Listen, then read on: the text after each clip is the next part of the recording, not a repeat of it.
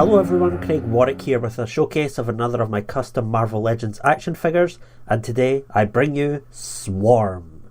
For those of you who are not familiar with the character, Swarm was once Fritz von Meyer, an expert on poison and bees and also a fleeing Nazi war criminal, so you just know he wasn't putting any of that knowledge to good use. While hiding out in South America, Fritz came across a hive of bees mutated by a radioactive meteorite. He of course tried to weaponize the bees, but, well, they ate him alive. Fritz's consciousness lived on in the mutated bees, however, and he became Swarm. Well, as long as the bees hang around his skeletal corpse, that is. Oh, is any of this nonsense actually coming out of my mouth? Basically, he's a Nazi skeleton covered in bees. I don't know where the purple cloak and the gloves come into the story, but we won't question it too much, will we? That's his history from the comics, but where I first came across Swarm was back in 1997, when Toy Biz released this figure of Swarm in their Spider-Man Spider-Force line. I still love that figure. My custom figure of Swarm stands 6 inches tall and is fully articulated, fitting in with other Marvel Legends. He started life as Marvel Legends Vision, the white version from the Target exclusive 3-pack, and once I stripped all the paint off him with acetone, he was completely colourless, making him a perfect base to build this see-through villain on. I dremeled out a lot of the body, which tore up a lot of the definition and added in areas where his skeleton is visible. The skeletal parts, such as the rib cage, was built using wire as an armature for the combination of talcum powder and superglue to then harden over. I then covered him in nail caviar, apparently that's a thing, and I painted him with Tamiya clear yellow paint.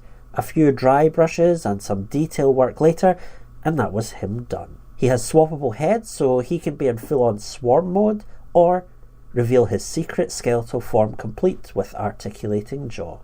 He also has a fully posable cloak and shreds of cloth spiralling out from his body.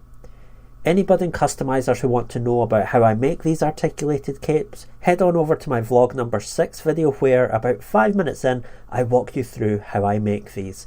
The link is in the description below. I added these extra spirals of cloth primarily to enhance the idea that his form is dynamic and undefined like a swarm of bees, but they also act as built-in mini flight stands and supports, so he can get into some dynamic poses without falling over. And speaking of stands, I also made this base for him. The base features a swarm of bees spiralling out from the cracked concrete of a Manhattan street, complete with copies of the Daily Bugle littering the ground and being carried into the air, warning of the swarm's reign of terror. The base is designed to support Swarm by itself, but is also compatible with ACBA flight stands, which can slot in through a hole in the bottom as you see here. Head on over to articulatedcomicbookart.com to pick up some of these great stands for yourself. So that's Swarm. I'll leave you with these images, but before I go, some of my long-term viewers may be thinking, wait, didn't you make this guy before? And yes, I did. 5 years ago, back in January 2011, my first custom of Swarm won a Figure Realm contest and soon after debuted on YouTube.